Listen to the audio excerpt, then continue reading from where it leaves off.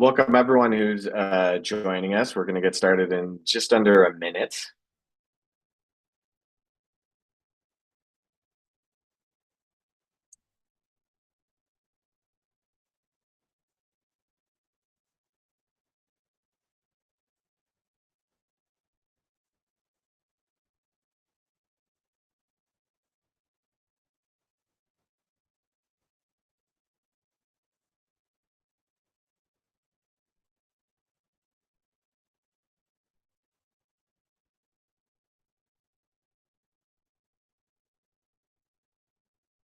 Chantel.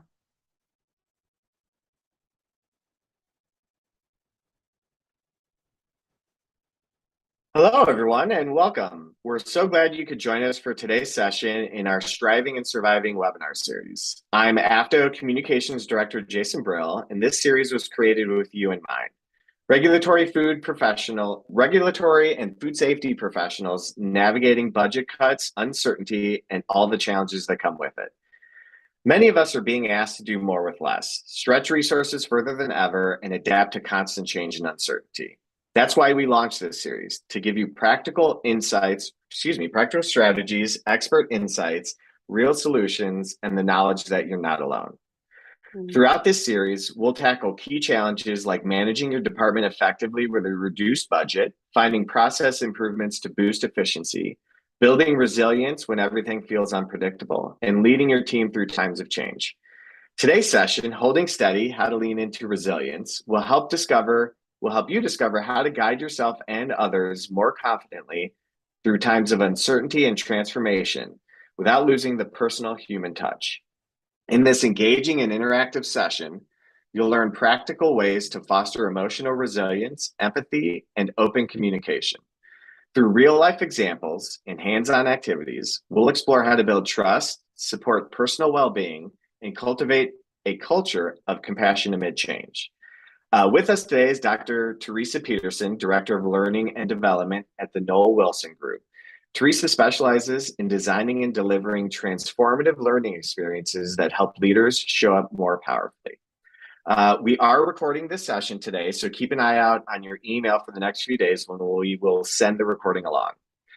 We also have one more session in this series this week, Doing More with Less, How to Streamline Your Operation When Funding is Cut, is tomorrow at noon.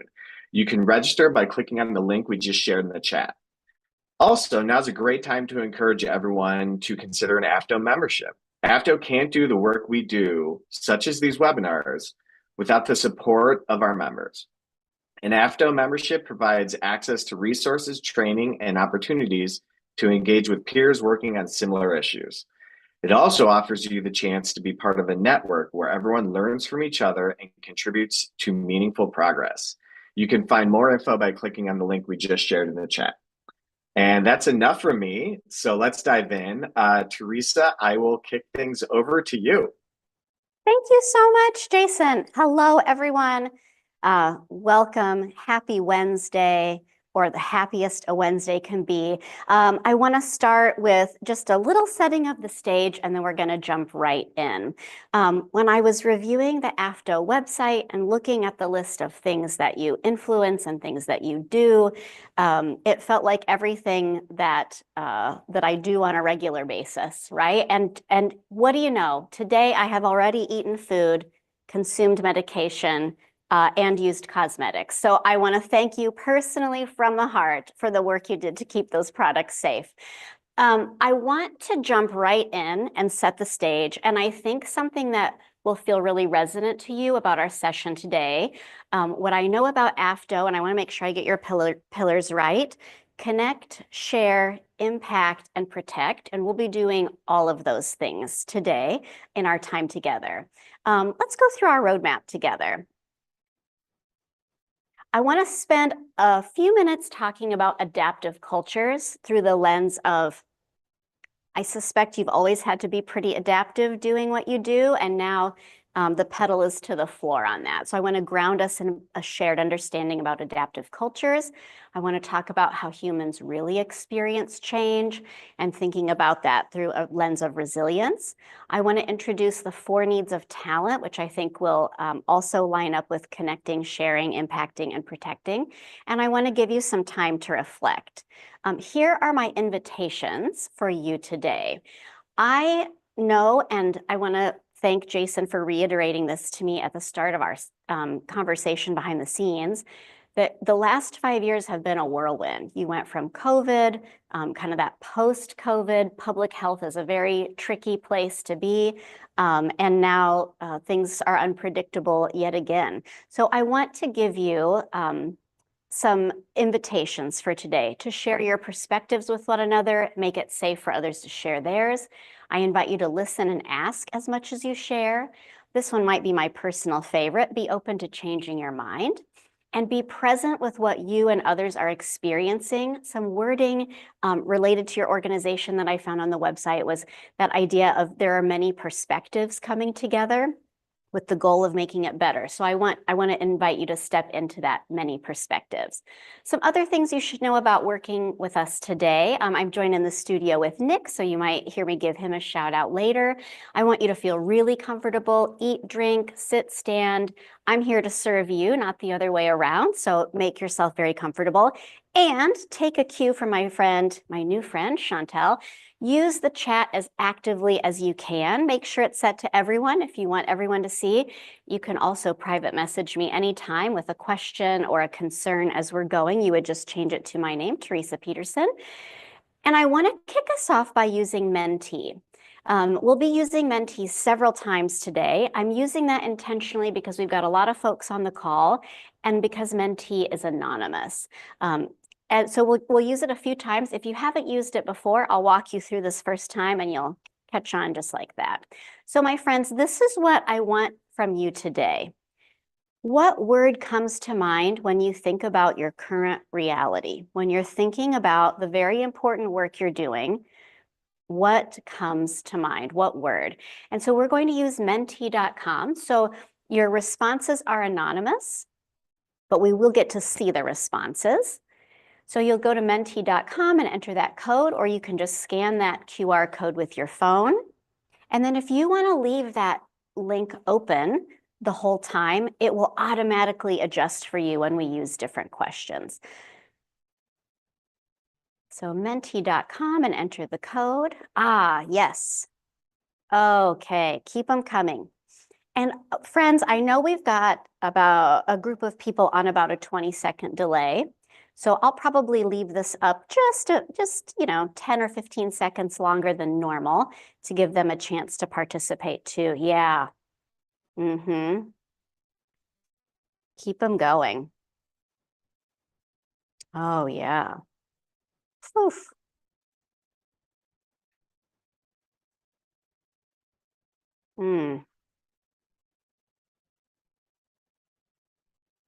I want to tell you I'm having a little mist reading this list because I knew there would be heaviness in this group. I knew that coming into today. And sure enough, there is. I want to point out why I'm asking you to name this. A very common trap we fall into is thinking if I don't ask, it's not real, right? So if I don't say, hey, how's it going really? And then you don't tell me, it's like, oh no, I guess we can just continue pretending we're fine. And so I'm asking this to normalize and name. This is where we are as a group. Because one, if you were thinking you or your county or your state were the only ones, clearly not the case. And also to give us a jumping off point. Yeah, feeling protective, feeling unsettled, uncertainty, and uncertain are our biggest words. Anxiety, stress, fear, a roller coaster, feeling it's depressing, afraid, uncharted. Yeah. Something else I'll add is we can share these Mentee slides with you afterwards if that would be helpful to take back to your colleagues or use in any way. Whew. I'm going to tell you that list was about as heavy as I was anticipating, and it still snuck up on me a little bit. Here's our next one. On a scale of 1 to 5, 5 being high, what's your current stress level, right? What's the stress level this week?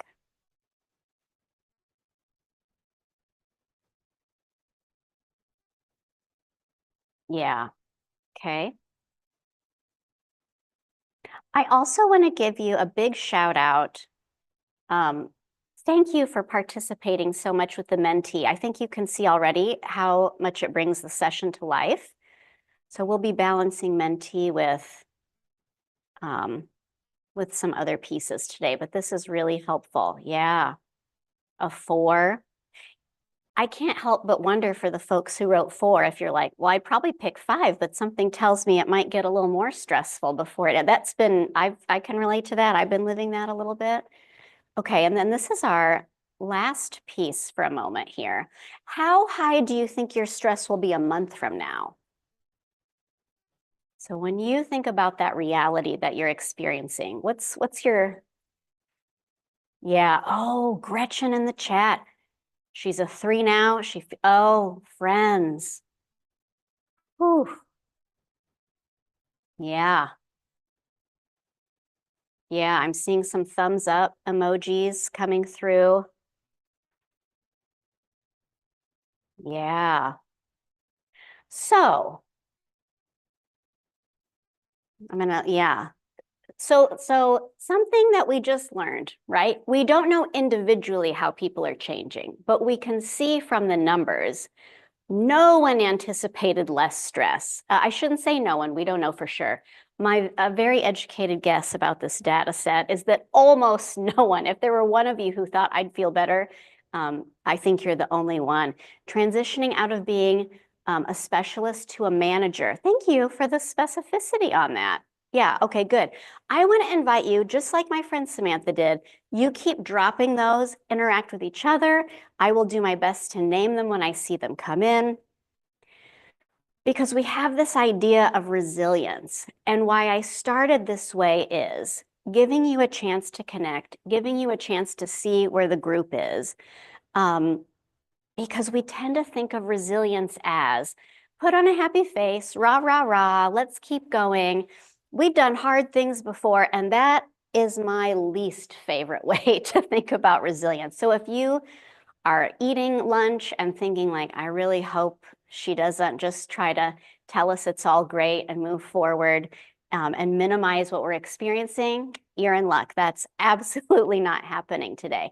I want to share with you, and I noticed that there's a lot of similarity between your striving and surviving and this idea from Heifetz and Linsky, who are the authors of Adaptive Leadership, that when we think about these tough times, when we think about an adaptive culture, that people are mobilized to tackle tough challenges and thrive, right? That we, and the thing that I love about this and the thing that I've been hearing from so many teams is, I can tackle the tough challenges and still not feel great about what the challenge is, right? Oh, good. Yes. Thank you, Samantha. Just being able to hear that really helps. Absolutely. One of the best things we can do to support each other and to help with resilience is just to see one another. It is free. It's pretty easy. And it helps us feel less alone, because one barrier to making progress, one barrier to our resilience is when we feel like I'm alone, I'm stuck. And think about those lists. I'm anxious, I'm overwhelmed, I feel stuck, right? All of those things. So that's our first, just a micro technique. I want to talk about what an adaptive culture is, and then we'll move forward from there. These are things that I suspect have been at the heart of your organization and at your work for a long time, right? That you're proactive, that you're very learning oriented, that there's an experimentation mindset of getting better. These were all things that felt very relevant about traditional, what we would call adaptive cultures, and your organization and the work that you're doing. That there's feedback and honest conversation. I think that lives in that many perspectives and that sharing and connecting aspect. That there's shared responsibility, which I think is loud and clear. And the last characteristic of a truly adaptive culture is that people are emotionally aware and resilient. And that's where we'll spend our time today. And this is how we want to invite you to think about resilience, that this isn't even about silver linings. This isn't about whistle while you work or, feeling good all the time. It's about the courage to face it and keep going. So again, there might be aspects of things that you're experiencing that you think that might be good in the long run, but I hate everything about it today.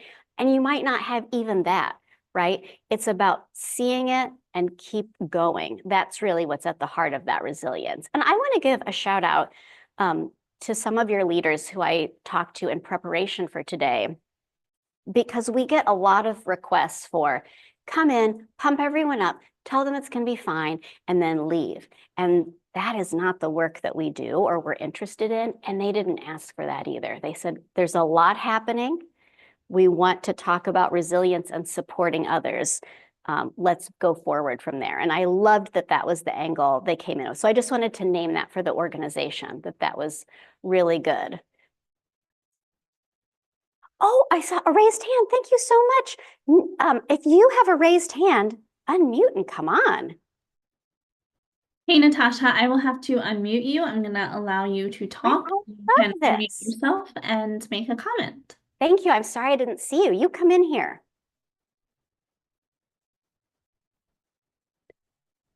Hi, Natasha. We cannot hear you if you are speaking. You might need to adjust your microphone settings.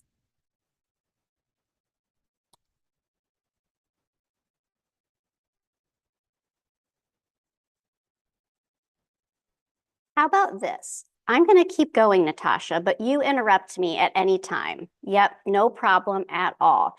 Yeah, Sonia confirms my belief that continuing to put one foot in front of the other, right? A lot of times that's what we have to do. And thank you, Kim. I hope my energy helps a little bit too.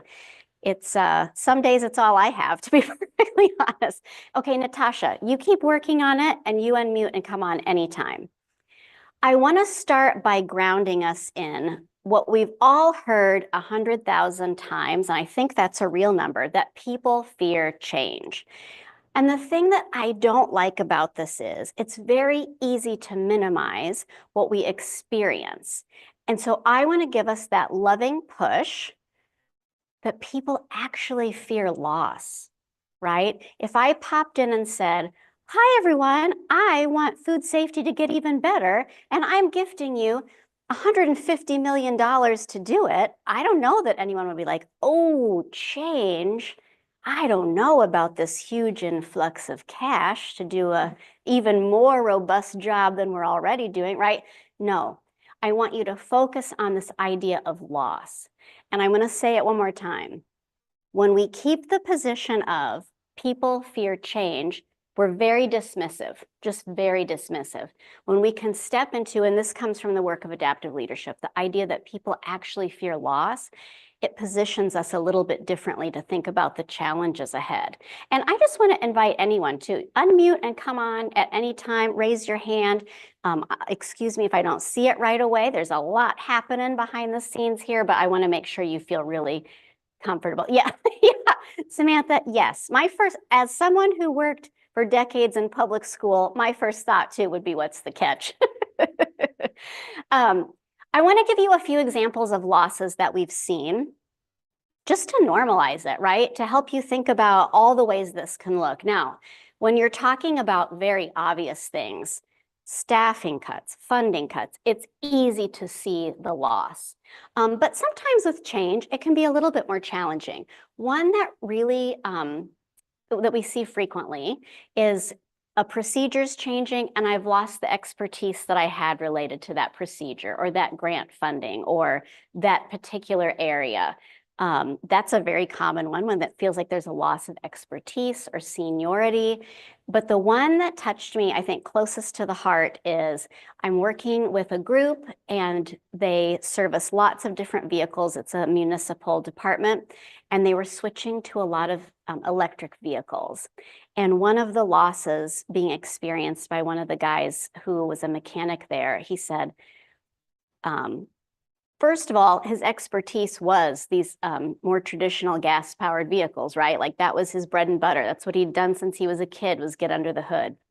And so there was a loss there. But then he said, I think if I'm being honest, like 3 generations of guys in my family have come home just covered in oil, right? And that's how the family knew they'd worked so hard. You could see the evidence of the hard work. And he said, how do I prove to them how hard I'm working when I come home and I don't have that? I'm clean, right? I'm working on things that don't use oil anymore. And I thought, that is a fascinating layer of loss that I'd never considered, right? That would not register for me.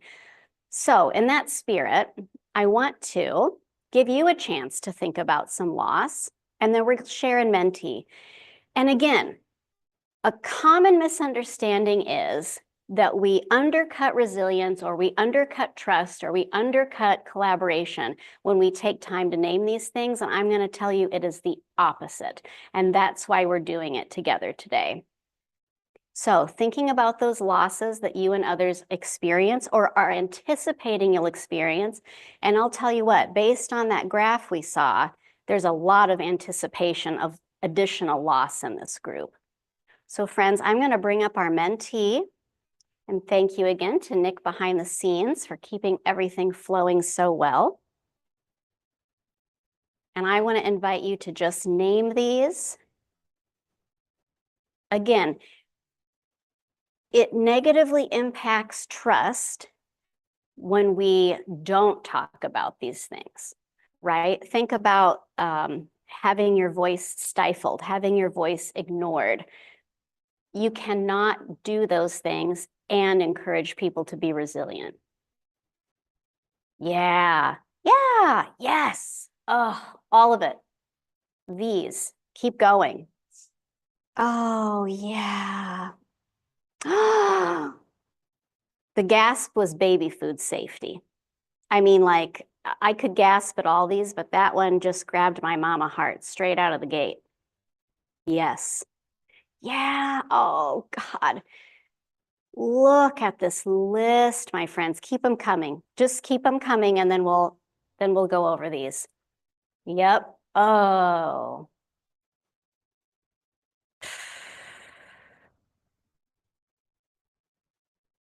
Yep. Yep. Yep. Keep them coming. I'm gonna hold it up here for a minute. We've got lots of folks still going. I want to invite you to, yeah. Oh, yeah. Yeah.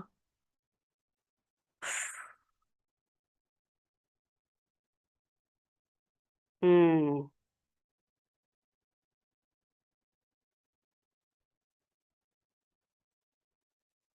yeah.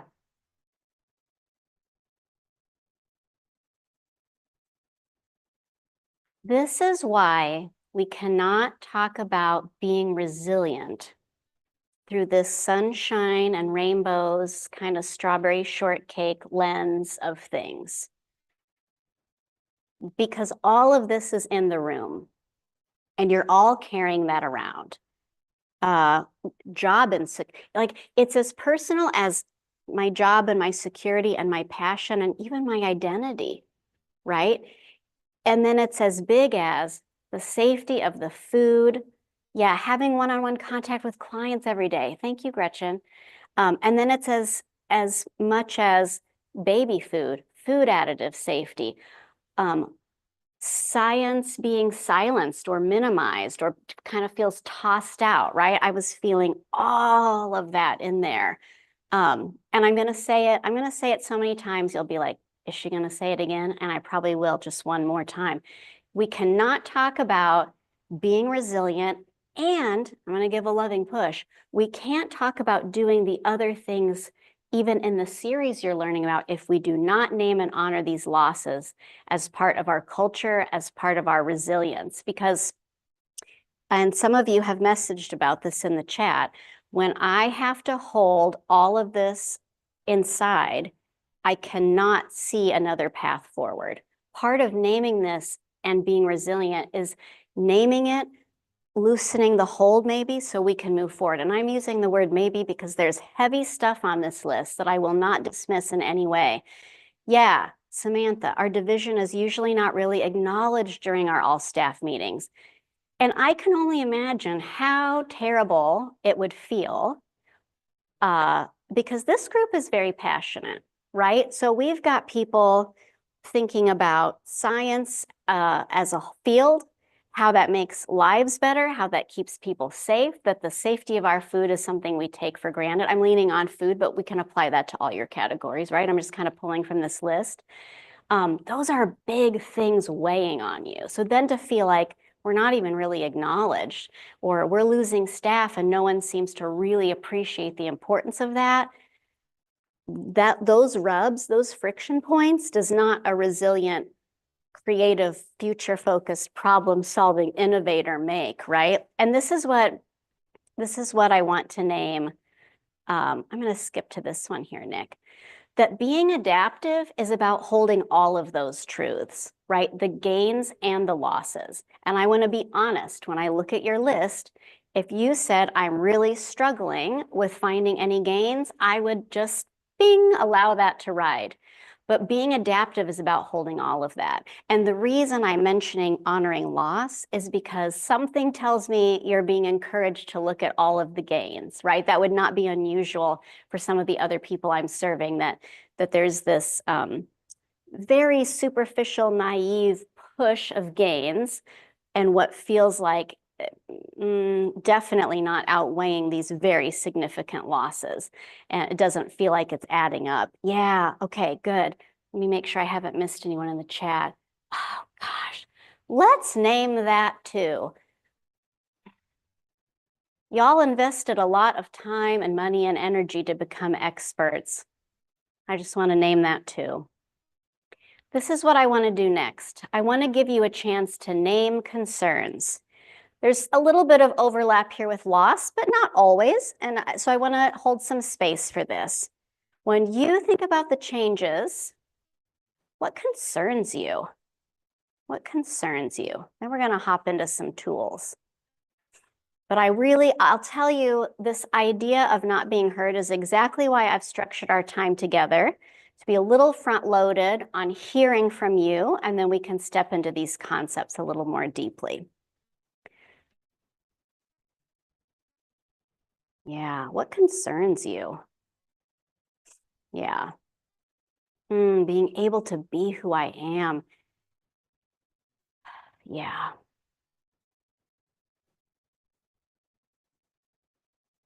I want to name that when we are carrying in our brains and our hearts a fear of never recovering, of hatred, right? Or at best, a severe misunderstanding of your field and what it seeks to do.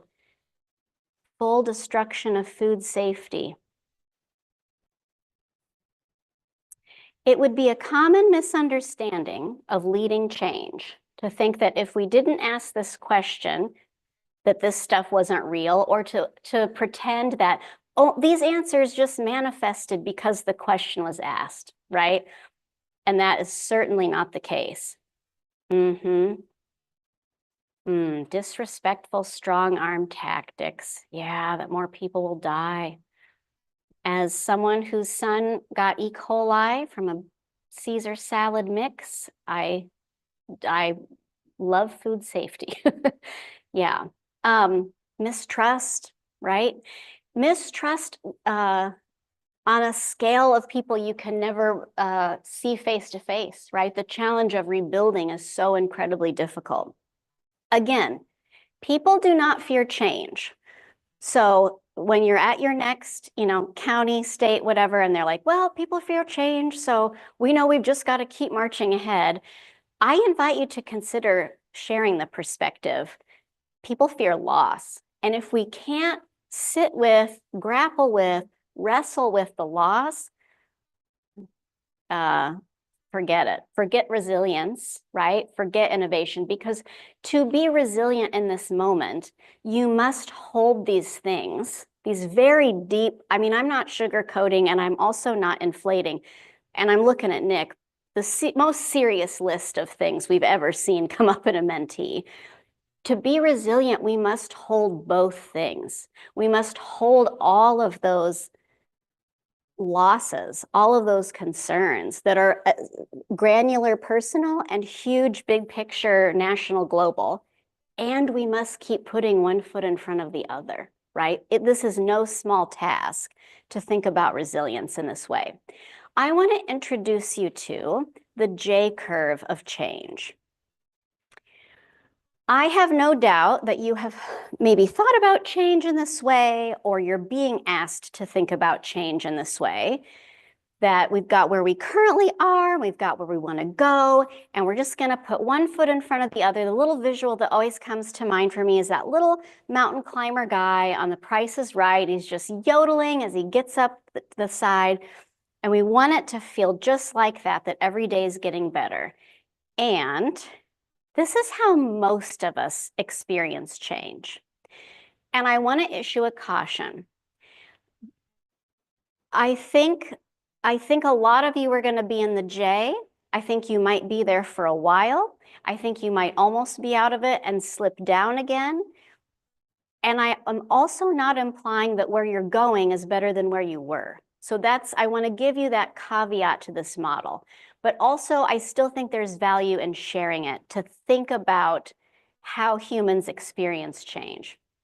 We think about this dip in the J as just the valley of death, right? That this is where change initiatives, now I'm not talking about some of the things you're living through, I'm talking about normal change initiatives would often go and just die because it's too difficult in the bottom of the J. It's very uncomfortable down there. We feel tension about what we knew before that isn't quite fitting anymore. We might feel doubt about our ability to persevere, right? We might feel doubt about our ability to do the new thing we're being asked to do.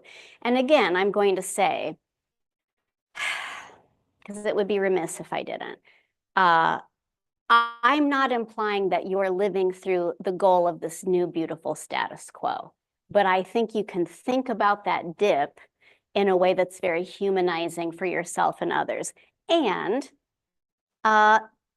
other people in your lives are likely experiencing change. You might be guiding family members through change as well, whether that's change of school, whatever. So I do find this to be a helpful model. I didn't want you to think I was sugarcoating by saying what you're working toward might feel that sunshine and roses. I want to give you a chance to reflect. Where do you think you are on this J curve? When you think about the change that you're in, where do you think you are? And here's another thing I want to name and normalize, because I know we have leaders of people and we have someone who's transitioning from being a specialist to a manager. It is not uncommon for people in formal leadership to be way ahead of the curve. Maybe they knew about change, they kind of navigated those feelings, and by the time they're out of it, they're sharing the message with someone else, and now those folks are going to go through their own curve, right? So if you've been involved in decision making, if you have a high degree of power and authority, you may have skipped it because you were insulated from the change, you had a lot of control over it. Or you might have worked through some of that and you're over here already. If you have moved through it, it's easy to look back at the people in the dip and say, what's your problem? Come on, get with it. We're working on this. And when I'm in the bottom of the J, I'm usually looking up thinking like, you don't get it. You don't understand that I'm stuck down here. I was in the J a couple weeks ago about some stuff in my personal life that I'm going to give a big thumbs down. And I just nicknamed it Tums and Tylenol. Like that's where I was. It felt like my tummy and my head just hurt, and I've just got a one foot in front of the other, to quote one of our friends. Yes, Samantha, and then feeling broadsided, or you feel like you just got pushed. You think you know how it's going and you don't, right? And that's what makes me think for this group, you might be finding a new normal, and then you might get pushed back down a little bit. So friends, because I know that this group values science, you will join me in experimenting in a new mentee slide. I'm not going to lie, Nick and I are very excited. This is a different kind of slide. It's interactive, and you can plot where you think you are on the J curve of the change that you're experiencing. Oh, yeah. Oh, thank you, science friends, for giving this a try. Okay, yeah. Keep it going. So some of us are kind of rebounding. Yeah.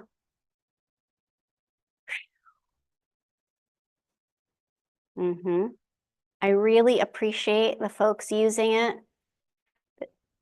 Also, we knew we could experiment with you a little bit because you value experimentation and science. So thanks for trying this new slide with us. Yeah. And I'm going to make some guesses too about this. If I feel like I'm coming out, I may have already survived some cuts. We might have already received whatever big news we were expecting to see, right? We might have worked through some of that stuff. So what I want you to see that as some things have probably happened or feel more predictable now, but we had a lot of folks in the dip. When you are in the dip, I want you to think about resilience as that one foot in front of the other, of holding the losses and continuing to make progress in any way that you can. If you are out of the dip, I want to invite you to think about, how can I help others who are down there? A simple way to start, right, is just extending understanding about how hard it is for them. A gift of a session like this to this collaborative group is you've got some common language. You know, on our team, we use this regularly, like, I'm at the bottom of the J. Like, it is not pretty right now. It's my Tums and Tylenol week.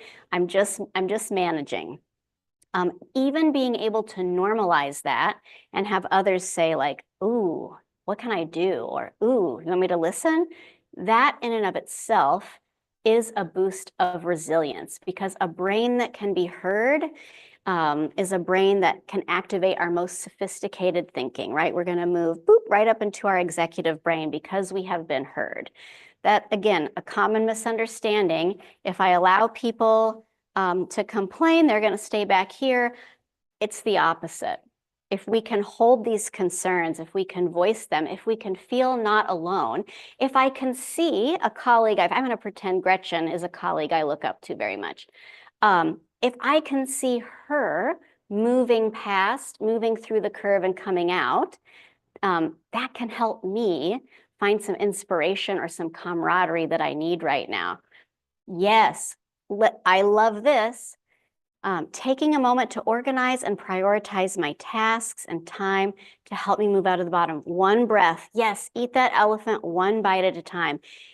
And some grace and some understanding about how challenging the bottom of the J is. Nobody wants to be down there, right? Nobody. Here are some risks of the J curve. Increased frustration and doubt. Abandoning initiatives too quickly. I think that goes with what I would call like more traditional change, less, I don't know, radical change or catastrophic change. I'm not quite sure what word I want to use. Low confidence in the vision and morale challenges. And I suspect that you're feeling a lot of increased frustration and doubt and some morale challenges based on what you shared. So I want to give us a chance, and we got a nice kickoff from this. Yeah, seeing all of those in the office. I want to say two things. One, if you are contributing to the chat, Samantha, Gretchen, others, thank you for seeing and being present with others and sharing what you're seeing firsthand, because you are helping build resilience by normalizing the struggle, right? That is a huge, understated way of thinking about resilience. This is what I want us to do. I want to give you a chance to think about a time you were in the bottom of the J, and what helped you move through the dip? What helped you move through the dip? I'm going to give you a chance to think about that. Yeah, yes. We got a question that came into hosts and panelists. How do I know if I'm on the rebound when I'm being done at the bottom of the J? Is it possible to have a W at the bottom? Yes, yes, all of it. I'll tell you the truth. It's really hard to know if you're on the rebound. I don't know that there's a solid scientific answer for that, like I know this group would value. What I tell myself is if I've had about 2 weeks of feeling like things are going better, feeling my energy improving, seeing some positive changes in how I'm responding to things, I tell myself I'm on the way. But I'm going to tell you what, I've never heard anyone ask about the W at the bottom. And boy, have I been living that myself. I think I'm making traction. Something else happens. And so I'm not moving back because the context is different, but I'm down again. So I think, part of it's knowing yourself. But for me, when I think about it, if I've had about 2 weeks where I feel like this is I'm chugging along, I'm doing it, I'm climbing out. And yeah, I think Samantha's exactly right. The rebound looks different for everyone. The rebound might look different for someone who's worried about funding and finds an alternative source than it does to someone who feels like their identity is on the line or science as a whole is on the line, right? So sometimes understanding where we're stuck in the bottom helps us understand what might help us get out or just how long we might be there, right? I'm going to say this with love, right? The more existential, the larger scale that can be or feel, the more you might swirl down there a little bit. Here are some things that we have seen firsthand working with other groups. Acknowledging and naming the dip, right? So sharing where you think you are, being able to say that, not being judged for being down there. How about that for a good one? Extremely helpful. Communicating often and as transparently as you can. I know that can be a challenge when you feel like, oh, there's just stuff we can't share yet, but even sharing that is very helpful to maintaining trust. And I would say when we think about communicating, we think about it as the messages we're sending, but the higher power and authority you have, I want you to focus your communication really on that listening. Encouraging open dialogue. Yeah, Gary, this is what I love about this session, and keep them coming. Yes, so we had, I think it was Samantha was like, I organize my time, I plan things out, that helps me keep moving. Gary says it helps to realign his focus on things he can actually change, and that's where he finds his wins. And Gary, I didn't even pay him, but look at that, boom.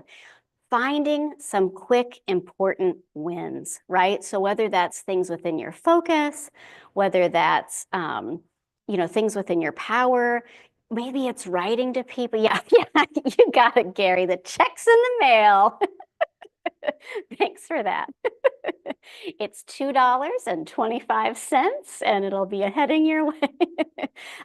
But those quick, important wins, no matter what they are, I don't want you to think of anything as too small here. Maybe it's continuing to write letters. Maybe it's getting people in your circle reaching out and contacting on your behalf. Maybe it is organizing your desk. Nothing is too small for a quick, important win when you are trying to get that footing, right? Trying to keep moving forward. Thinking about additional resources. That could be one another. It can be the organization. It could be therapy. It could be a lot of different things, different collaborations maybe than you've considered in the past.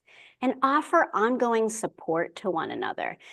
This was one of my favorite sessions, and it was a group. And the one guy said, you know what I'm going to do when I see someone in the bottom of the J? And I said, what? He said, I'm just going to come alongside them and say, like, here's some things I've been doing. Do you want to do any of these? Do you want to do something else? Yes, Carrie, Stand Up for Science rally. And it was great to surround myself with others who value science. Share all of those moments. And I can only imagine when you're doing directly or indirectly, right, helping manage, people doing absolutely essential work that is behind the scenes, that feels thankless at times, that doesn't make headline, I don't know that I've read enough headlines that are like 15,000 jars of baby food pulled before they hit the millions of babies saved, right? Whatever. I don't know that I see that headline enough. And then a breakfast club every Friday that includes everyone. I love that too. Keep these coming. And this is also what I want to encourage you to think about. What is within your control? What is within your power? What power maybe have you given away that you could reclaim? I feel this, I feel the energy in this, and I feel this science vibe because my oldest son is quite the budding and aspiring scientist, and he's been hit very hard seeing a lot of these things. So I want to name, if you weren't sure, there is a 14-year-old in Iowa who is standing with you, and I couldn't be prouder. So you're not alone, right? Absolutely not. I want to introduce you to this framework of the 4 needs of talent. When we think about resilience, when we think about how will we make it out of this J, how will we strive or thrive or survive what we're experiencing, I want to invite you to lean into this framework. Tara J. Frank, she's fantastic, really good read. These are the 4 needs of talent, the 4 needs of humans. These are your 4 needs right now / always, and all the people you're interacting with. And I love how she breaks it down. To be seen, right? Seen for what you do and who you are. Seen for the positive things that you're doing to make the world better, quite frankly.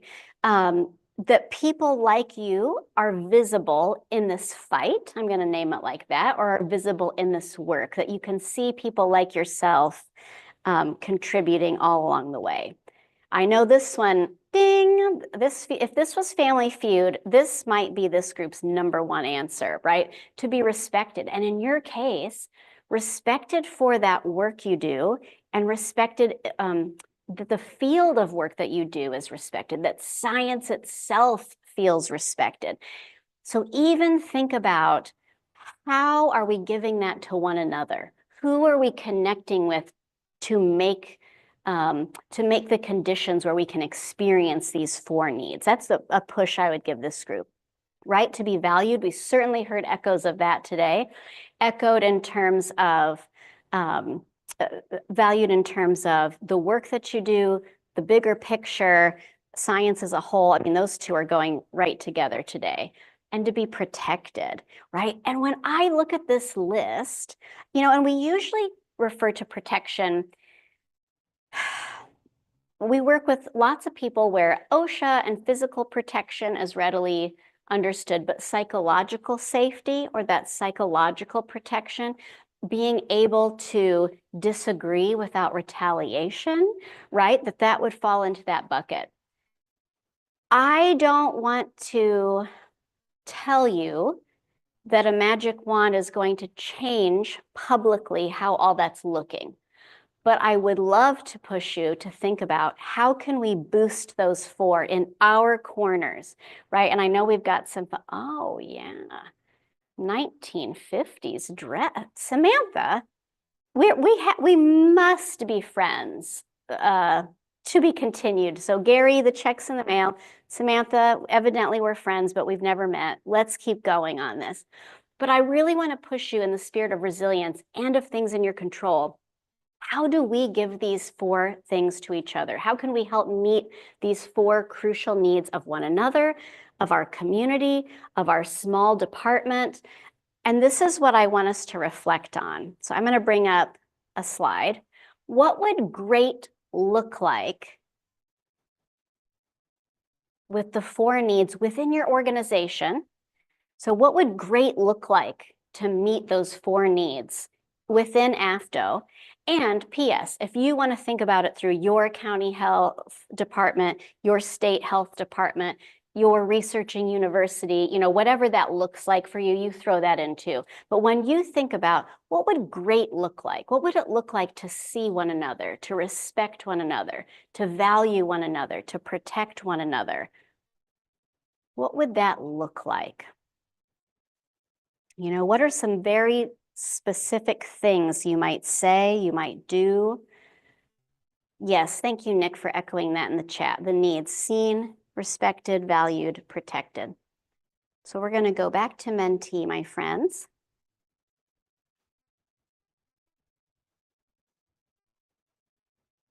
What would that look like?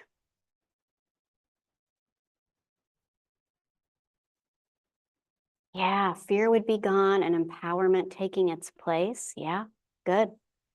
I love this already, because we might be able to dream a little bit that if we were helping one another with these needs, this is what might be possible. Yeah. And I'm going to give a little loving push. And what could you do? What is within your power? Yeah. Meeting people where they are instead of halfway. Good.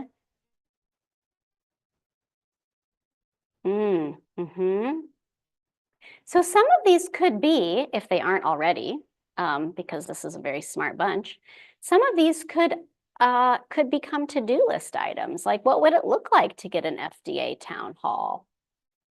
Right? But yes, I want to give a shout out. A risk of thinking about the 4 needs as what others can do for you is that we can often come up short. So I really want to push you to think, what can we do for one another? And I think this one, brainstorming and prioritizing short-term wins, and informing the public, these are your action items, my friend. Yeah. Yep. Good. And this is what is challenging. And I want to normalize this too.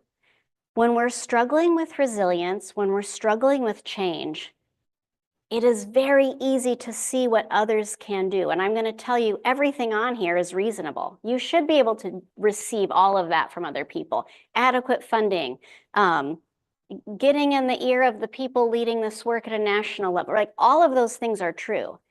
And the watch out for us when we think about our own resilience is, can I work on these? Yes, but what are my action items? What can I do for myself? What can I do for others? So I want to give you that loving push when you think about those needs.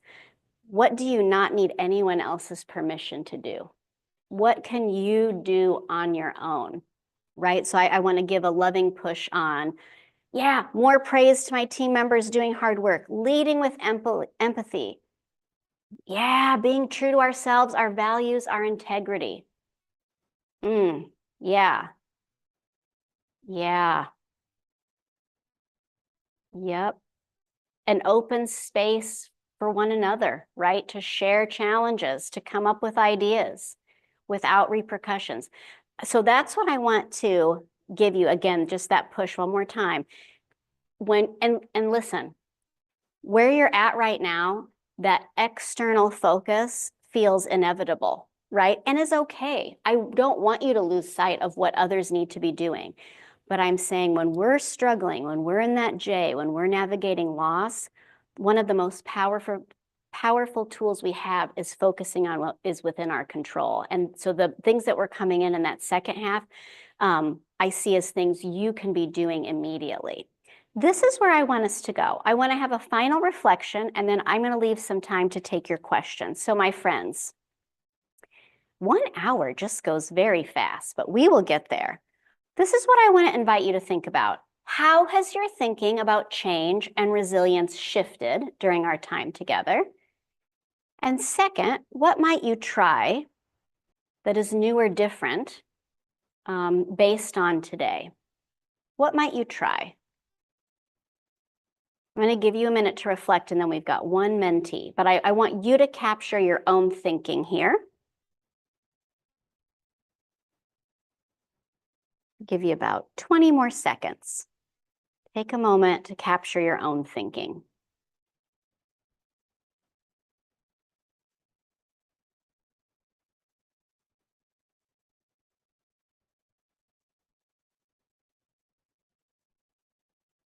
And then our final mentee.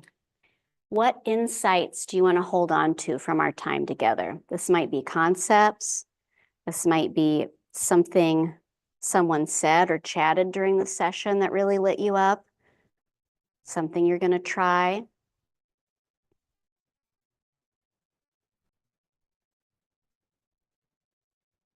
What insights do you want to hold on to?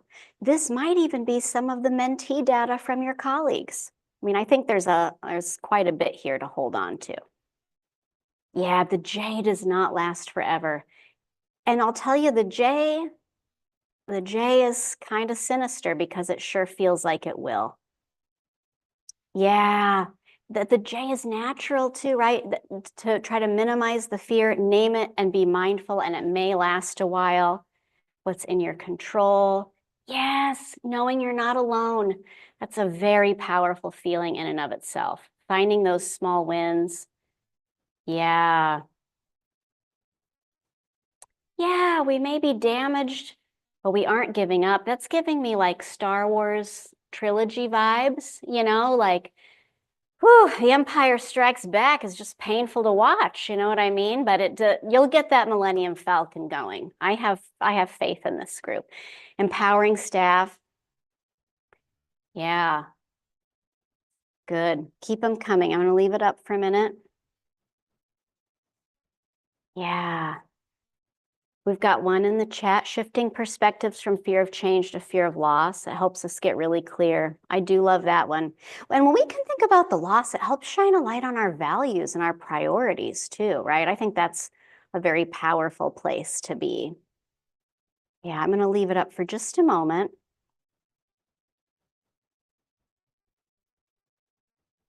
Yeah, good.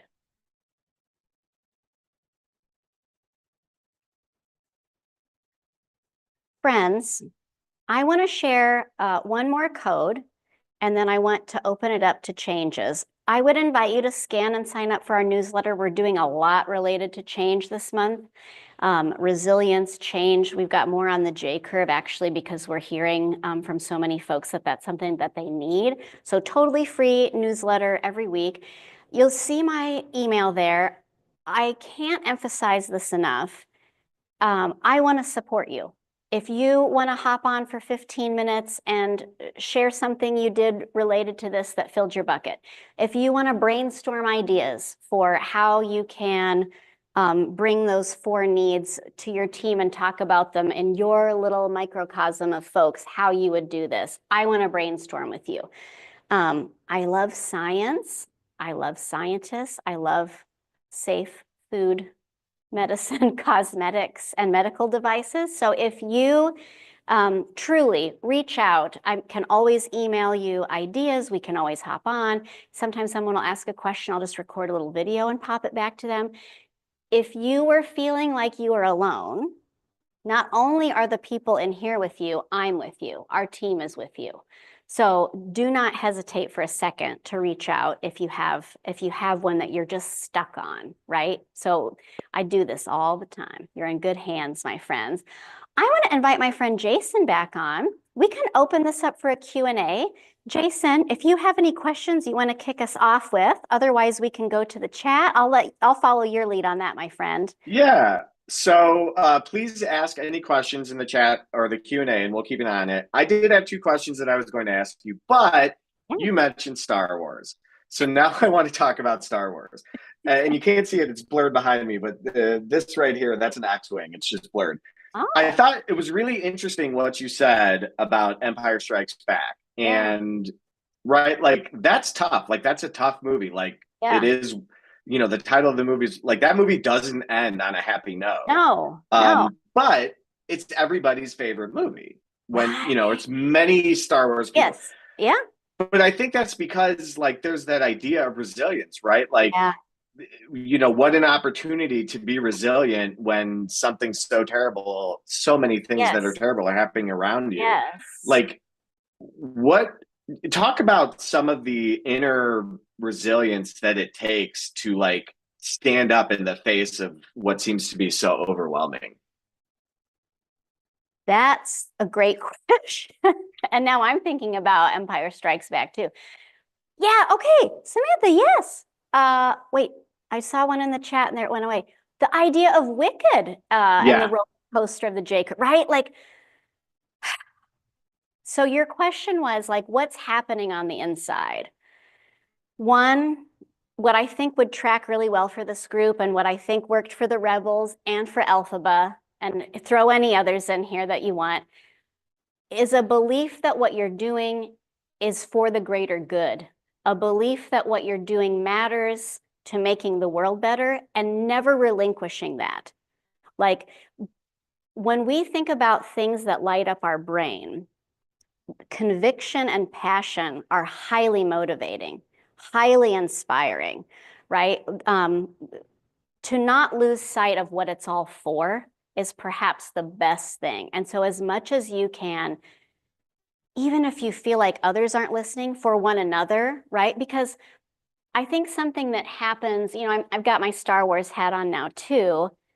I don't ever remember a scene where Luke and Leia are like, I don't know, maybe we just give it all up to the Empire after all, right? Or like Elphaba never stops thinking that the wizard has to go, right? So like maintaining your commitment to something bigger than yourselves, the anchoring of that is extremely beneficial and can be challenging when it feels like no one else believes, right? When she's flying off on the broom, she's by herself. That can't feel good for her, right? When your friend is now frozen in carbonite, seeing the other side of this feels impossible. So I would say that that would be my number one thing. Stay very rooted in your values, very grounded to what you want to see, and then be as loud about it as often as possible, which I know can be tricky now too. But and also something that I think they do well in that. I guess I'm going back to a Star Wars moment. So thanks everyone else who's not into it. If you're a Marvel person, you know, you can toss that in here too. We'll allow it today. Or Star Trek, whatever that's called. No, I'm just teasing. But there's something in there about maintaining that drive, maintaining that commitment, not relinquishing it, not laying it down, but doing all that while you conserve your energy, right? The Rebels, Elphaba, they don't have the resources for constant bombardment, constant attacks. So, you know, there might be times when you have to be really strategic with the energy, with the money, with the influence you have, and how do you make that count? So something I believe about this group, this is a really smart group. This is a very scientific, strategic group. Think about how you'll use energy and influence when it's limited. Yeah, some of their trainees, give me the why. You lost a friend to bacterium. And yes, keep your why. Keep the why, right? This is giving me vibes.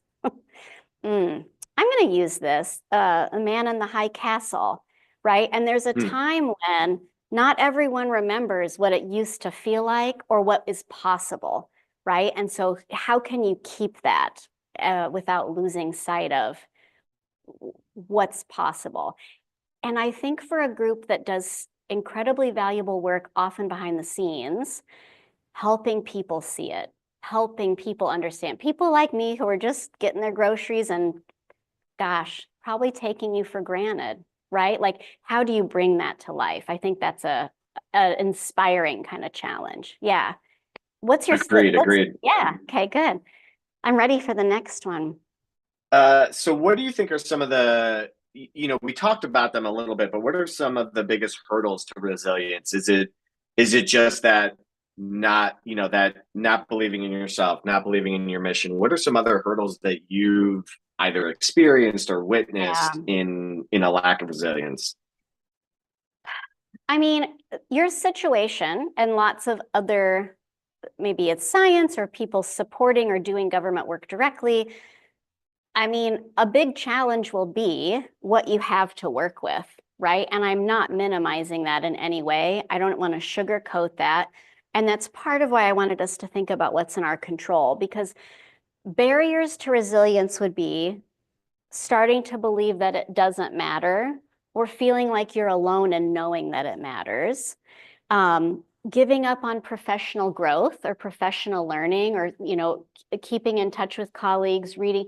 A common pitfall or trap that works against resilience is that because we're hurting, we want to isolate ourselves. And I want you to do the opposite. I want you to stay arm in arm. I want you to keep reaching out. So yes, another trap people fall into is just that isolation, because it's easy to see the factors outside of your control, kind of like an avalanche, right? And you just want to close off. But I want you to be strong together in this moment. So those would certainly be.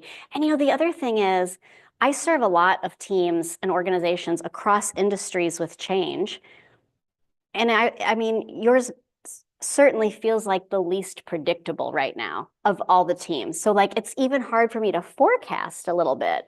So that's why I want to ground you in what's within your control and how do you stick together and how do you stay focused in why this matters and tell other people about it.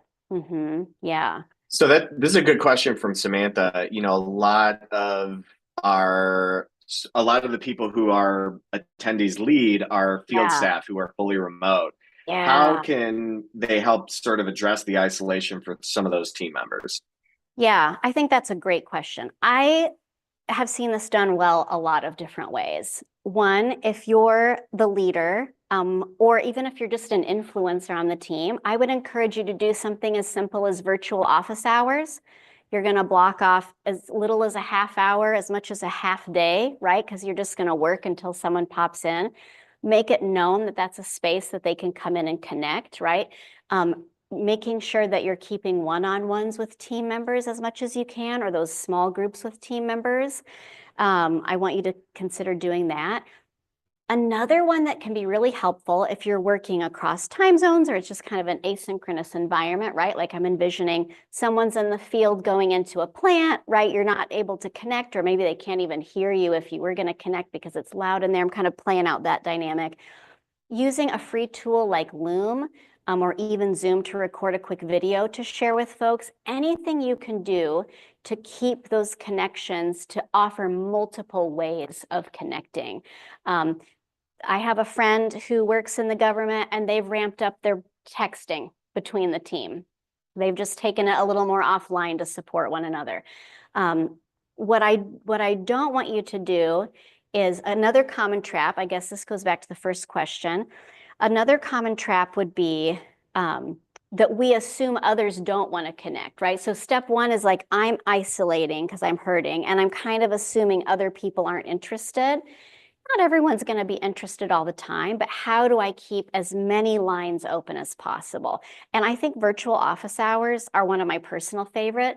Hold them regularly. Just it's a space people can pop in. You can invite someone, of course, during that time, but that's one of my easiest, again, I think as little as a half hour is good. I've seen some leaders, they have a half day where they're just online, they're getting other stuff done, but they're available anytime. It's like a virtual open door, right? That's another way to think about it. So yeah, and Samantha, if you want to talk through your specific, or anyone else, email me and I can help you problem solve or troubleshoot for sure. That's a great tip that you just had too about, hey, don't assume someone wants to be solitary, because that's a really easy thing to do. Is like, hey, this person's dealing with a lot. They probably want some time alone. And that's rarely the case, right? Yes. And I would say this, even if you initiate and today isn't the day, don't assume there's never going to be a day, right? How do we keep extending those invitations to people? Because I could picture too in this field, it might feel like, just let me do my job. Just everyone be quiet and let me test this. Let me inspect this. Let me, monitor this data, right? Like I'm imagining all those things, and it might feel good to close off and do that. And so how do you both resist the urge to stay there? And how do you keep extending? Again, someone's first reaction might be, I'm too overwhelmed right now to even, like, I don't even want to talk about it anymore. I mean, that's certainly been me. Like, I've reached capacity for even thinking about this today. And how do we make sure that person knows, first, that's okay. We all have days like that. And also, I'll be online tomorrow from noon to 1. Maybe you just want to pop on and eat lunch together, right? Like, how do we keep it frequent, low stakes, able to come on, able to share, able to be present? Yeah. Yeah, I love that. Yeah. One other thing, and this came up a couple times in the chat too, is, what are some examples of some of the small wins that people could take away? I love that concept. I've always kind of worked with that concept. What are the small things that I can do to chip away at something and say, you know what, this is a little check mark that I can add on to today. Yes. Okay. Things I've seen working for other teams, it can be as small as literally organizing your space or plotting out your day. I mean, it's that small. But other things might be, maybe we're going to have a strategy meeting to get ready for that. I forgot the name of the event, but like, let's come together and let's think about, how are we going to show up at this science rally this weekend? Who's one friend each of us could get to go with us? How might we reach out to this other group who we have worked with in the past and we have similar interests, and now we're both kind of floating off, right? So like, I want you to put anything on the table that feels good. And I want you to think about that for yourself as a whole person.